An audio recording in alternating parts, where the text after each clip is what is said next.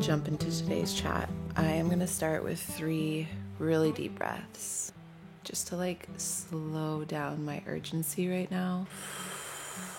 I have been feeling a sense of urgency with everything I go to do lately, and it's I still feel it right now. I could probably do with 3 more breaths just because, I've just been stuck rushing and multitasking and trying to do multiple things at one time while also mentally being split between what are my kids doing. Especially right now, my youngest is 8 months and they are close enough that they interact a lot and they want to play a lot, which is so cute. But I definitely have noticed this time around that Landon is trying to catch up in a sense, or just trying to play. He's trying so hard to go involve himself with Easton, which means he's analyzing Easton a lot more. He's learning how to crawl and how to walk, he's trying, he's lifting himself up to standing. All of this to say, for an 8-month-old baby, we're just in that window where I feel like I always have to keep eyes on him because he's just so busy. Come on. There's a little ladybug on my podcast microphone. My go-to catchphrase lately is this season of life, but I just am so aware of how peaked this season of life is, why that urgency is there, how stimulating being a parent is, and it does keep me simmering in my fight or flight. And I recently posted a coffee talk. I sat on it for a long time, first and foremost, just because, again, the urgency, everything feels so fast paced. And the more I slow down, the more I realize that I just cannot keep up. I feel like I cannot keep up. I feel like April went so fast. I feel as though it makes sense to me, and it's obviously recommended to, especially as a content creator, to post a lot. And I would love to post more, and I have so much content banked. This coffee talk in particular was me opening up a little bit more and being a bit more vulnerable, or at least it did feel like that for me. That was my intention. But I sat on it for a while because I was so nervous. Did I say the right things? Did I say the wrong things? And someone commented on it being like, you can just tell that you're anxious, but that's okay because it makes you more human. And that is so real. That is so true. I am very anxious. You can probably also sense that. That's the other elephant of many elephants that are in the room. I guess that was the phrase that I had called this coffee talk, but it is another elephant in the room. I am an anxious person. I am more prone to anxiety, and motherhood is so freaking stimulating sometimes that I feel like I just simmer in my top range of stimulation of what I can handle. And you throw in cycles or just a recalibrating cycle. So my hormones are trying to find rhythm again, but life is stressful. Babyhood, I'm breastfeeding. My arms and my body are so tired.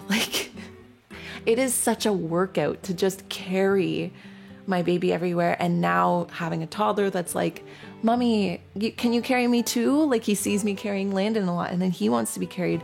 Yeah, I don't even know where I was going with this ramble, but just to say that life feels very urgent. I feel very busy, and it's keeping me stimulating at a certain level of anxiety that I'm really trying to be aware of and ground myself in. Uh-oh. See, they're waking up. There goes our coffee talk. Well, hopefully I'll be back in a bit, guys. And I am back with a baby in tow and some toys on the floor. I am also coming to you live today, this is how I hang out in my house. It sounds weird for me to be when I'm not filming, because I actually do film a lot of my day-to-day in vlogs. But unless I'm planning to either go somewhere or film a podcast, I don't really get ready. And the reason why I normally do get ready for podcasts is that I kind of treat podcasts like I'm meeting a friend for coffee. And if I'm meeting a friend for coffee, I would get ready like I would for to meet a friend for coffee. I know the camera's so interesting. That said, for the sake of just reality, I had a window where both the boys were napping, and I thought, I'm going to sit down and film a coffee talk. I felt inspired to sit down. And as soon as I did, that urgency rushed in of this needs to be perfect. I need to get ready. I need to, You know, I guess it's the difference of just being present versus performing. And I'm stealing that actually from, I will say, I've spoken with ChatGPT a little bit about this, because I will sometimes, in that state of urgency, I just need somebody to rebound off of. And I don't know why I hate to admit this. I think it's just because I'm so on the fence. I'm so curious about what AI is going to evolve into, that I wonder if in hindsight I will regret my use of it. And then I also do know too that AI uses up a lot. It's a lot of energy consumption. So that isn't lost on me either. So I'm trying to, again, another thing I'm trying to do, I'm trying to be aware of my AI use and only use it when I feel like I really need it. But one thing I have to say, I have to give credit to it, is that it's really good for rebounding. When I get into moments where I start to catch myself in feeling really anxious, very overstimulated, my thoughts are racing, I want to do something, but I am building it up to be such a thing. I've been going to ChatGPT and just spitballing with ChatGPT. I just record my voice and I'm like, here's my thought spiral, okay? And I need you to bounce back to me and just help me, I guess, find the thread, keep in alignment with what the goal is, what the direction is while I'm spiraling. And I do find it helps. It helps me recenter a little bit. So that's one thing I've been doing. Wow, I did not intend for AI to be number one. It's scary. It's actually scary to me how quickly AI is just everywhere. I can see everybody using it. Even again, in that coffee talk that I posted, I got a couple of comments that were just super interesting, written in a certain way, or someone even admitted, they were like, sorry, I was using AI to make sure that I wasn't being too authoritative in my response. And it was just interesting when you read these things, and it's just how much AI everywhere. It's everywhere. It's starting to leach into everything. And I need to have that conversation. I swear every week I'm like, we're gonna have that conversation, but I'm literally watching a baby right now. We can't dive into AI. I might have to do a nighttime talk. We might have to make tea, sit down at night when everybody's asleep, and just talk about AI, because that is a chat. Maybe I need to start making these episodes queue up with the drink, because that actually is such a vibe. So consider today's episode coffee with my babies. Hi, where are the toys I just gave you? You could have 10 baby toys and they go for the one thing that you're hoping they won't go for. They're so smart. They know. Yeah, so I've been using AI. What was the other thing I was going to say? Oh, the 3 deep breaths is the other thing. And it is to stop before, or even just as I'm in that space, when I'm like, baby's awake now my coffee talk is over, just stop, just breathe. That has been really helping. It's one of the most simple things. And honestly, it feels so hard to do. When I am in that space of spiraling, I catch the weight of it, the thought of stopping and slowing down enough to just take 3 deep breaths. I become so acutely aware of how urgent I am feeling when I do it, because as soon as I take breath 1, I'm like, okay, I'm better. Let's go. And then I realize, wow, that's how much I'm rushing right now. That's how fast I'm trying to go. That's how racy I am inside my mind. That's how out of balance my nervous system is. It is a stress response. That is literally me observing my stress response when I take my first deep breath, and then it's like, that was good enough. Let's move on to the next task. Coffee doesn't help, so I've also been skewing back on caffeine, which I'm already at a limit anyways with breastfeeding. I stay within the recommended milligrams, which is basically like a coffee and a half a day. So I use Nespresso pods. I have half calves, decafs, and full calves, and then I will drink 1.5 calf. But even sometimes just knocking back that 1 full calf to a half calf for the whole day and drinking decaf if I want to drink anything else. Again, it's the war between dopamine in the mind, and also I feel like a little bit of coffee is also placebo effect because of how many times I have reached for a cup of coffee. We as a society have reached for cups of coffee to symbolize energy and, morning time, picking yourself up, waking yourself up. So I think part of it is also placebo. I can drink a cup of coffee and then all of a sudden I'm like, why am I anxious? Why is my gut? And I'm not saying chicken or egg, right? Is it the coffee, or was I already feeling that way in the coffee? I'm blaming the coffee. I think it could be both. I think every truth. Multiple truths can always be true, but I definitely can see how those things would play with each other. If I'm already feeling anxious, but I'm also tired, and so I drink a coffee to help the tired, but it also fuels the anxiety, then I am taking one step forward, two steps back in a way. So I'm trying, again, emphasis on trying. All of the stuff I'm talking about today is stuff that I am actively in the middle of trying, and it's freaking hard because it requires, what's up, buddy? It requires me to slow down, which I just explained. It's the snake eating its tail. All of the stuff that I'm talking about today feeds into each other. And it's just finding enough awareness to break into the cycle at some point of the snake eating its tail, to slow it down. Is that the goal? I don't know. It's to slow myself down, to root my own nervous system, to ground myself. The fourth thing, am I on number 4? God only knows. The fourth thing that I've been doing, or that I find really helps, is movement. And movement is one of those things that I use as, well, movement is meant to be empowering.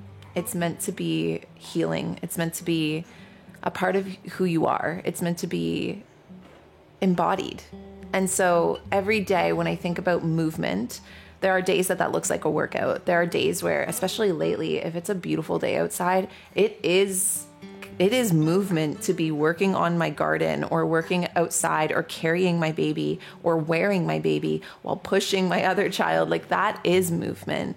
And it's hard, again, too, in modern society, when we've, and my brain works this way as well, when it feels like it has to be a specific task in order to put it on the list and then to check it off. So what I mean is exercise or movement has to look like, oh, we've got a bit of a cough going on here.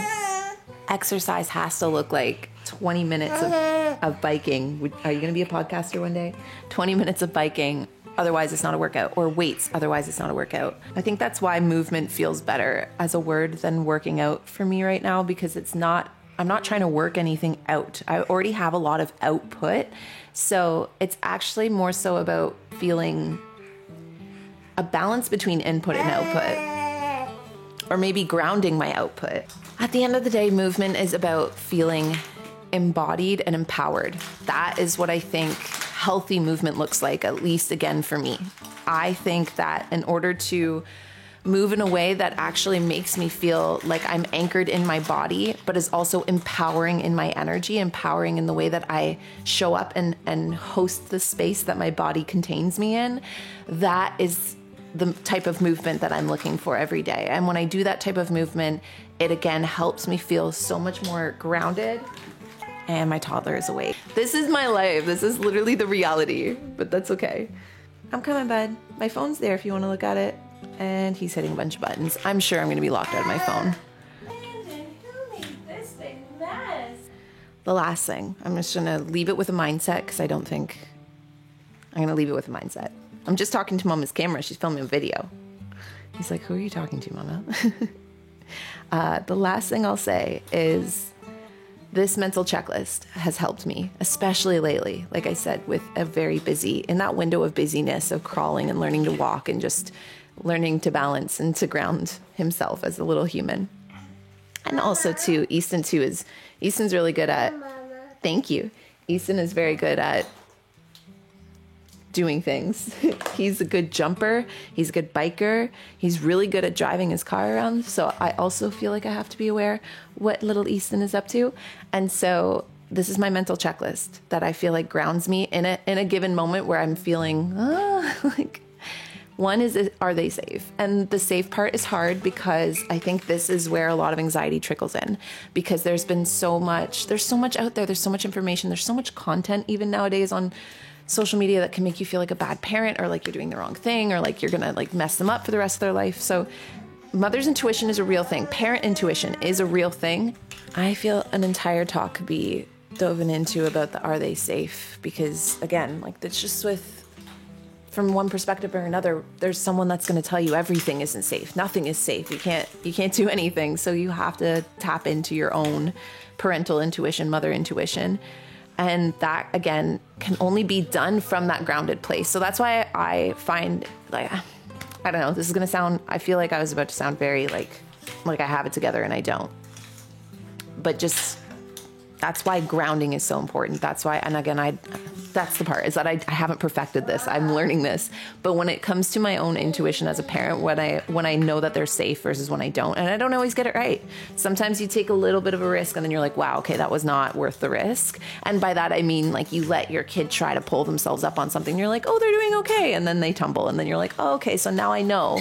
So you have to like reassess, you already know this. This is, again, I also feel anxiety too talking about anything to do with motherhood at times, because people get so judgmental over what is right and wrong for other people's kids and how to parent. And this is the full circle moment that like there's just so much out there that people parent differently and people assess risk differently. So you have to be able to trust your own gut. Are they safe? After you've assessed the risk, then the top priority, your needs are allowed to be met. And that means like base level needs. For me, it's eating, going to use the bathroom, showering even. And sometimes that one gets sticky. Like I will let myself go a little bit longer if I can just, shower at a more opportune time. But for the most part, your basic needs are allowed to be met, and your basic needs are allowed to be big. Like it means eating a good meal, not just eating a random snack off your toddler's plate. Basic needs are, sleep again is tricky, because I know in this season of life, basic need sleep is a basic need. Oh my goodness. But you can only sleep when they sleep. And then you can also only do things when they sleep. So I get it. I get that. Cool. I guess sometimes you also need to include, are they happy? Do you see birds out there? Are they safe? Basic needs. Are they happy? Except sometimes the are they happy does feed into your basic needs, like my basic need for some peace and quiet. So them being happy gets placed above me filming a podcast. Because if I put Landon down right now, he's going to cry. But you guys did great. Thank you for letting me finish my episode. Thanks for enjoying this cup of coffee with me. I'm sorry it was short. Hi, Easton. I'm trying really hard to close this out, but every time I do, someone starts talking or crying. Yeah, what's that?